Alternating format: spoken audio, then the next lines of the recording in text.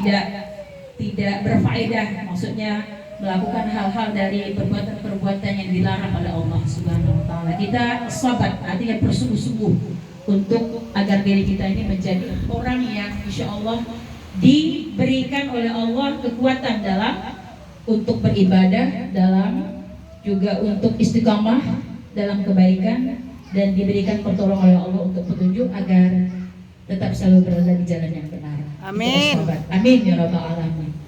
Ibu-ibu insya Allah tiap perpekan ibu ini datang ke pengajian merupakan salah satu ikhtiar kita, bahwa kita di sini mendorong diri kita, mendorong hati kita untuk senantiasa selalu diberikan casan. Kayak HP, ibu-ibu kalau tidak ada dicas kan tidak ada baterainya, ibu-ibu tidak bisa pakai. Nah begitu juga hati kita perlu dicas terus, jangan sampai mati. Kalau udah mati kita tidak bisa berbuat apa-apa, Bu. Kita kontrol diri kita menjadi kurang, ibadah kita menjadi lemah, kita juga menjadi tidak bersemangat untuk melakukan kebaikan-kebaikan. Maka ibu-ibu, salah satu ibu-ibu untuk mengecas hati ibu-ibu dengan hadir ke majelis ilmu ini. Insya Allah charger hati kita yang senantiasa selalu untuk terpaut hati kita kepada taklim ilmu, kemudian majelis-majelis ilmu. Insya Allah ini menjadi pengecas hati kita untuk senantiasa selalu dekat kepada Allah Subhanahu wa taala. Amin. Itu namanya sabat. Yang kedua itu untuk menjadi orang pilihan Allah tadi, yang kata Allah, kamu jangan takut, jangan bersedih. Maka kita harus melakukan setiap saat itu zikir kepada Allah Subhanahu wa taala. Zikir itu berarti ingat. Bukan saja kita setelah sholat, tapi zikir itu dalam setiap waktu dan di mana saja kita berada, bahwa kita ini senantiasa diawasi oleh Allah Subhanahu wa taala, bahwa kita ini diperhatikan oleh Allah Subhanahu wa taala, bahwa kita ini sedang diawasi oleh Allah Subhanahu wa taala. Apapun yang kita kerjakan, dimanapun kita berada, kita merasa diawasi oleh Allah. Maka zikir orang-orang mukmin itu seperti itu. Saat duduk, saat berdiri, saat berbaring, akan tidur, saat bangun, itu semuanya mengingat Allah Subhanahu wa taala, melihat ciptaan Allah. Alladzina yazkurunallaha Itu dia ayatnya itu. والذين يذكرون الله قياما وقعودا وعلى جنوبهم ويتفكرون. Tadi saya cari ayat itu tuh. Ali Imran Surah Ali Imran ya. Nanti buka Ali Imran. Yaitu zikir mengingat Allah dalam kondisi apapun, apalagi kalau kita sedang sakit, apalagi kalau kita sedang bahagia, sedang sedih, ingatlah Allah, maka Allah akan mengingatmu. Jadi jangan lupakan Allah dalam segala setiap aktivitas. Mau minta apapun ingat Allah, mau kondisi apapun kita ingat Allah. Dimanapun kita berada, di pesawat, di kondisi dimana saja, di jalan, ingatlah Allah, supaya ketika kita terjadi sesuatu dengan diri kita, kita dalam kondisi mengingat Allah. Yang kita khawatir itu kita takut kalau ada kondisi-kondisi tertentu kita lupa sama Allah. Kita takut juga Allah melupakan kita. Maka zikir ini sangat penting. Jadi zikir la ilaha illallah seperti habis sholat itu merupakan itu untuk penguat kita. Tapi zikir yang sesungguhnya juga zikir dalam setiap saat, dalam setiap waktu, dalam di mana tempat berada kita, tetap berzikir dan ingat kepada Allah Subhanahu wa taala. Kemudian berikutnya adalah mentaati Allah dan Rasulnya. Ibu-ibu, kalau kita tadi ingin kondisi kita tadi seperti di dalam surah As-Fussilat ini, kita tidak takut dalam kondisi apa, diberikan Allah kegembiraan, kabar gembira dan tidak bersedih, maka kita perlu taat Allah dan taat Rasulnya. Tidak perlu takut gitu kalau misalnya, walaupun sesungguhnya kematian itu sangat mengerikan kita juga, Bu ya, karena alam yang berbeda. Tapi insya Allah dengan janji-janji Allah untuk menjadikan hamba-hambanya yang senantiasa selalu istiqomah dan taat kepada Allah, maka ia akan menjadi orang yang tenang karena dia sudah punya bekal untuk berada di alam barzah, ya. Jadi 3 hal yang kata ustaz-ustaz itu yang akan mengiringi seorang hamba, seorang orang mukmin. Di antaranya itu adalah ketika dia sudah meninggal, 3 yang akan mengiringinya: hartanya, keluarganya, dan satu amalnya. Yang dua pulang balik ke rumah, yang satu amal tetap menemani. Nah, kita mungkin harta kita misalnya tilam, bantal, itu harta lah yang diantarkan ya. Kalau rumah tidak mungkin ikut kita, apalagi anak-anak ngantarkan kita. Takut ya. Takut dia nak nemani kita, apalagi di atas kuburan ya. Itu enggak. Pasangan kita juga sama, tapi kita sendiri yang akan di dalam kubur. Tapi ketika punya amal, maka jangan khawatir dan jangan takut. Ini kabar gembira dari Allah Subhanahu wa taala. Janganlah kamu merasa takut dan janganlah kamu merasa sedih hati, dan bergembiralah kamu dengan memperoleh surga yang telah dijanjikan kepadamu. Insyaallah Ibu ya. Jadi insyaallah taati Allah dan Rasulnya, ikutilah aturan Allah, taatilah Rasul. Yang keempat yang perlu kita lakukan agar kita menjadi orang pilihan Allah di surah Al-Fussilat tadi ini adalah ikhlas. Ikhlas dalam melakukan segala apa saja. Ikhlas menjadi seorang ibu, ikhlas menjadi seorang guru, ikhlas melakukan amal-amal soleh, ikhlas berinfak bersedekah, ikhlas memberikan ilmu, ikhlas melayani suami, ikhlas mendidik anak-anak.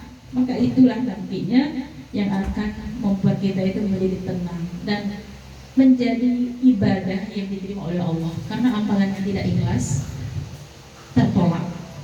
Kalau kita berbuat sesuatu karena sesuatu bukan karena Allah, maka amal ibadah kita tertolak. Tidak ada pahalanya di sisi Allah.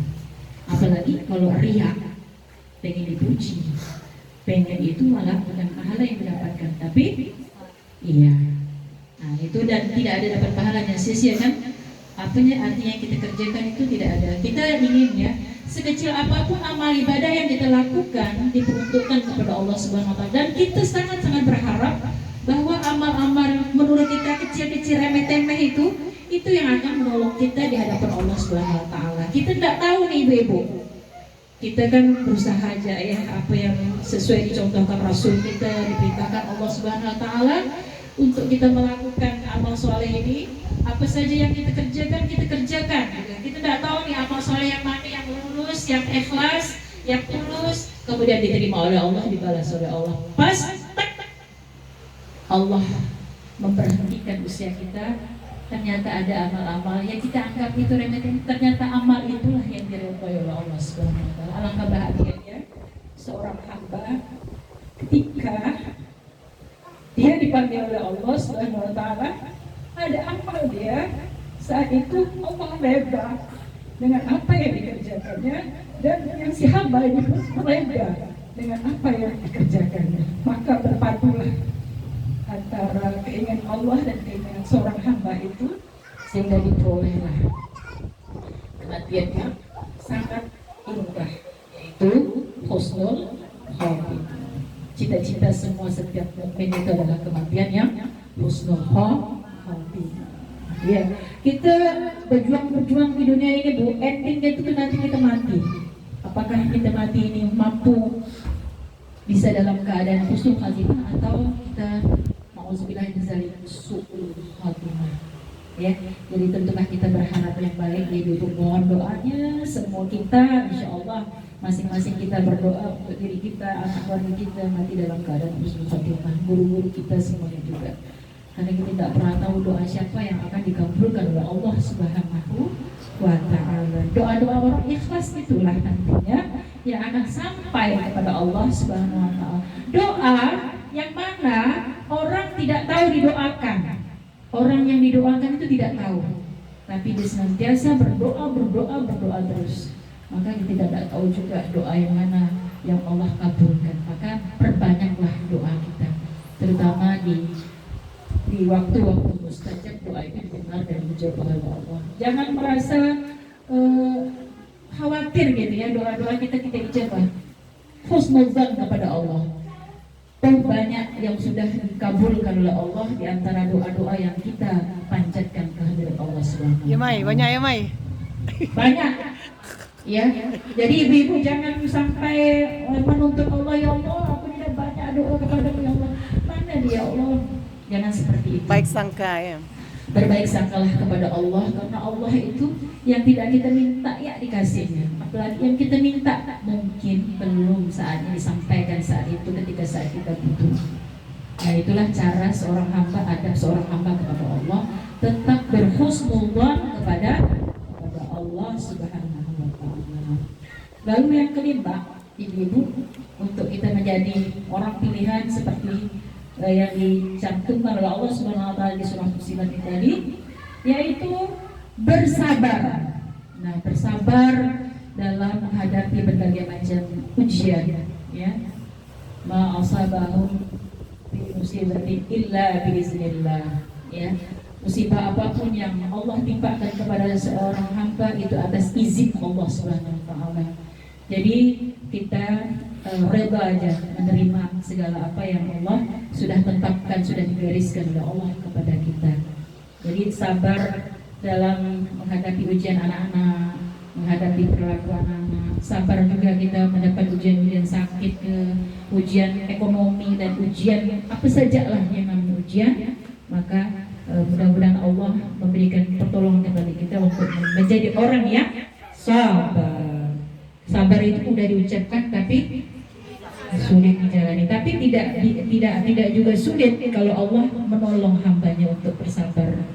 Contohnya juga banyak kita lewati gitu ya, hal-hal yang berat yang pernah kita alami ketika kita bersabar menghadapinya. Alhamdulillah lewat juga persoalan-persoalan sulit itu. Ya itu karena pertolongan Allah. Lalu yang berikutnya, ibu-ibu, kita harus memiliki akhlak yang mulia. Akhlak mulia ini emang kan Rasulullah adalah teladan kita yang paling utama ya dalam berakhlak kepada Allah, dalam berakhlak kepada manusia. Rasulullah lah yang menjadi rujukan kita. Bagaimana kita berkata-kata, bagaimana kita bersikap kepada orang yang lebih tua, suara kita dilembutkan kepada pasangan kita, kepada anak-anak kita juga, bagaimana kita mencontohkan yang baik kepada mereka, karena anak itu juga nanti akan mencontoh perilaku-perilaku yang kita contohkan. Kalau kita berlaku baik, maka anak cucu keturunan kita juga akan mencontoh perilaku baik dari ibu bapaknya, dari neneknya, atau siapa saja ya. Karena anak itu adalah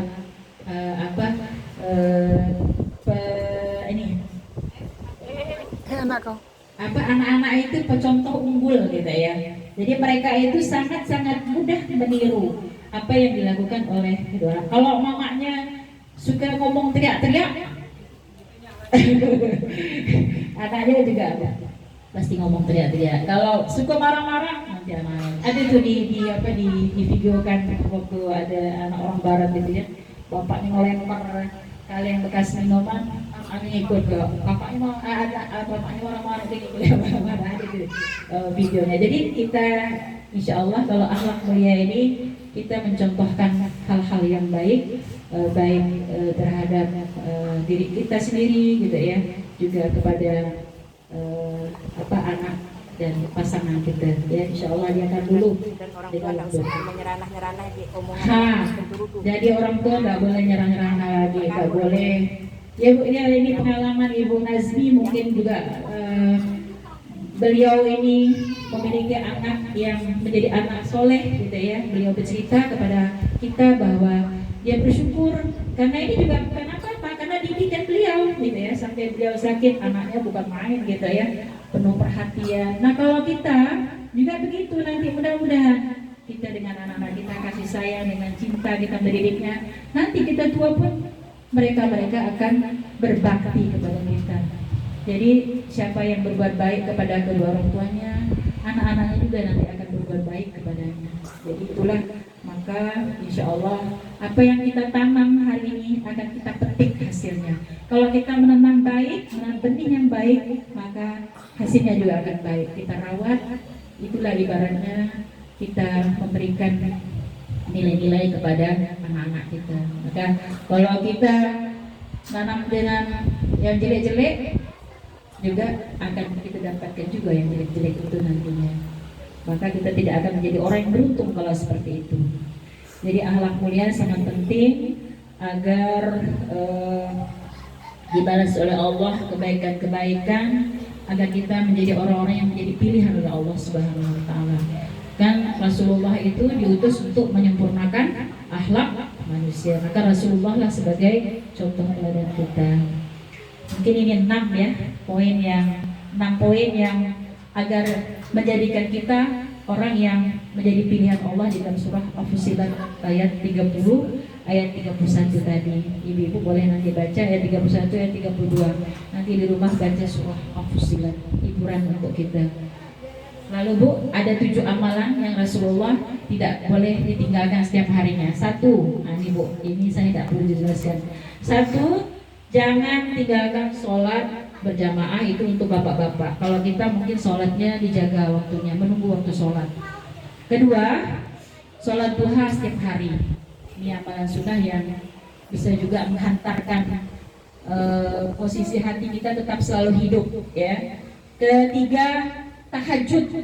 Nah, tahajud kalau ibu yang sudah terbiasa tahajud, alhamdulillah gitu ya. Kalau belum yang biasa, mungkin dibiasakan entah sepekan berapa kali gitu ya. Dirasakanlah nikmatnya dalam bertahajud itu ya. Kemudian keempat, tilawatil Quran. Kalau kita pengen bagus baca Quran kita, maka kita tak boleh seminggu sekali ya baca Qurannya. Kalau bisa setiap hari atau bisa setiap 5 waktu. Baca Quran itu, kalau Quran itu sering ditengok, dia akan akrab dengan kita. Kalau kita terbata-bata ngasih, insya Allah akan tolong kita menjadi bagus bacaannya. Maka ibu-ibu sering-seringlah berinteraksi, membaca dan melihat Quran. Maka bacaan ibu insya Allah ditolong oleh Allah dengan belajar sedikit-sedikit. Misalnya nih, ibu-ibu bagus bacaannya. Jadi kalau di rumah bacalah Al-Quran itu ya jangan hanya sekali-sekali ya. Kalau bisa ya dekatkan, jadikan Al-Quran itu sahabat kita susah, sahabat kita senang, ketika kita senang, ketika kita gundah, ketika apa saja kondisinya, ketika bahagia baca Al-Quran, ketika sakit baca Al-Quran, ketika lagi dapat rezeki baca Al-Quran, ketika seret rezeki baca Al-Quran, insya Allah. Lagi-lagi Quran, lagi-lagi Quran. Biasanya pas seret rajinnya, pas banyak dapat duit lupa. Ya. Jadi semakin dikuatkan ketika kita memang banyak mendapat nikmat. Yang ketiga, yang keempat, yang kelima adalah istighfar. Perbanyak istighfar, minta ampun kepada Allah untuk diri kita, untuk ibu bapak kita. Istighfar kan juga untuk guru-guru kita. Istighfar itu kan minta ampun ya. Jangan kita pelit. Untuk itu yang minta ampun, ya Allah ampunkan dosa-dosaku. Udah, ya Allah ampunkan dosa ibu bapakku. Udah, misalnya. Ya Allah ampunkan dosa-dosa suamiku, jangan lupa pasanganku. Kalau kita cinta dengan pasangan kita, kita mintakan ampun juga. Insya Allah nanti dia tambah sayang kalau ibu suaminya masih ada. Kalau suaminya telah tiada, maka dia akan bahagia di alam barzahnya ketika mendapat doa pasangannya untuk minta ampun kan dari istrinya, dikirim lewat doa-doanya. Jadi istighfarkan juga untuk anak-anak kita. Ya Allah, ampunkan dosa anak-anakku ya Allah, kalau dia sampai saat ini belum bisa taat seperti apa yang aku harapkan. Ampunkan dosa-dosa dan terima juga ya Allah amal saleh dia walaupun sedikit ya Allah yang dikerjakan, yang diyakininya dia baru semampu itu ya Allah. Terimalah ya Allah. Itu doa kita untuk anak kita. Jadi jangan sampai kita juga tidak minta ampun kan untuk anak kita, karena doa kita ini ibu ini mustajab. Ya, doa kita itu mustajab. Mintakanlah ampun untuk diri kita, anak kita, suami kita, ibu bapak kita, datuk nenek moyang kita, paman bibi kita, saudara-saudara kita, semuanya Bu. Bahkan saudara sesama iman seiman, teman-teman sejawat kita nih teman-teman. Bayangkan wajah-wajahnya. Ya Allah ampunkan adik aku yang rahmati ya Allah dalam kesepian dalam malam. Bukan? Yang didoakan kita tak tahu, tapi kita insya Allah ada kontak batin yang Allah Maha tahu. Dan apalagi yang sudah meninggal dunia gitu ya, mereka hanya berharap doa-doa dari orang yang hidup. Maka ibu perbanyaklah doa untuk orang yang sudah meninggal. Karena orang meninggal itu sangat-sangat menunggu. Harapannya itu doa. Maka kalau kita punya anak, kita ajarkan ke anak kita supaya dia memperbanyak doa untuk orang yang sudah meninggal, terutama ibu bapaknya, kerabat-kerabat keluarganya, supaya doa itu juga nanti akan menolong orang-orang yang sudah tidak bisa berbuat apa-apa lagi. Kita nih dalam dunia ini masih bisa beramal, bisa berdoa, bisa berbuat baik sebanyak-banyaknya. Tapi mereka yang sudah di alam barzah itu tidak ada bisa berbuat apa-apa lagi. Maka kita yang hidup inilah yang punya semangat untuk bersedekah doa kepada keluarga kerabat yang telah tiada. Apalagi dia itu kita nilai misalnya banyak sekali masih kurang, belum sempat dia melakukan kebaikan-kebaikannya. Maka kita lah yang masih hidup di Allah, tidak apa, Allah itu maha mendengar gitu ya. Allah maha tahu apa yang kita harapkan itu pasti nanti Allah sampaikan, Allah balas gitu ya, Allah kabulkan doa kita. Asal kita ikhlas saja berdoa itu untuk kerabat dan keluarga kita.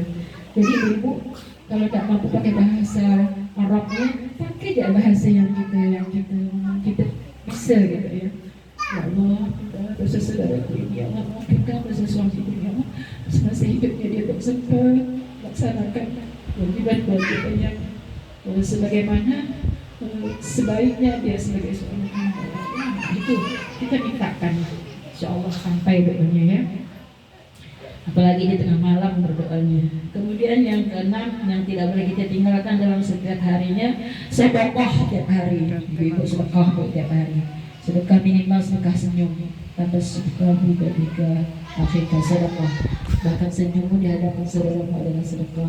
Kalau bisa sebab kita sedekah itu ya kepada anak-anak kepada orang miskin kepada anak yatim keluarkan rezeki yang Allah titipkan kepada kita. Jadi Kak Ian tiap hari sedekah Kak Ian sebanyak apa yang didapatkan dari penghasilan itu sisipkan sedikit sedekah supaya berkah yang kita peroleh. Jadi bahkan Ustaz Ali Jabir itu menganjurkan kepada kita setiap subuh kita harus punya celengan.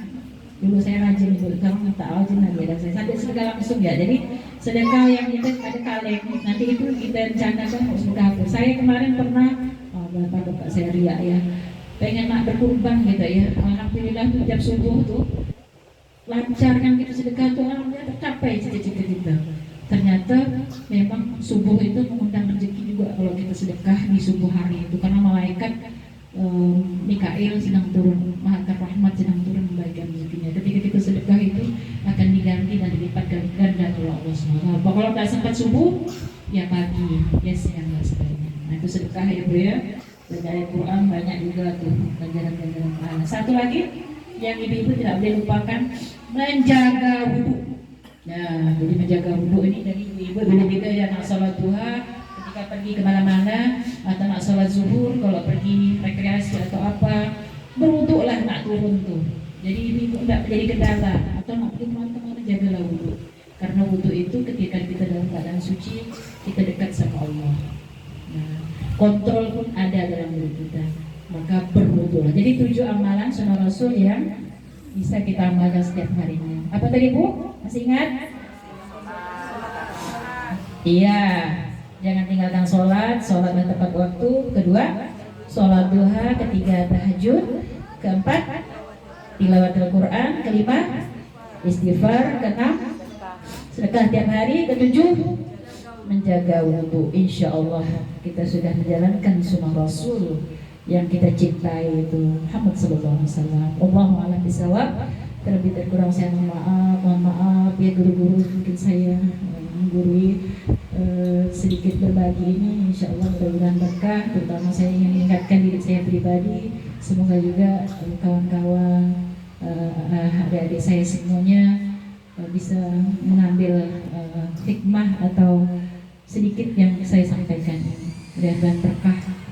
Segala kekurangan dari diri pribadi dan segala kelebihan datang dari Allah Subhanahu wa taala. Al-haqqu bir rabbikum fala takunanna minal mumtarin. Subhanaka la ilma lana illa ma 'allamtana innaka antal alimul hakim. Wabillahi taufiq wal hidayah. Wassalamualaikum warahmatullahi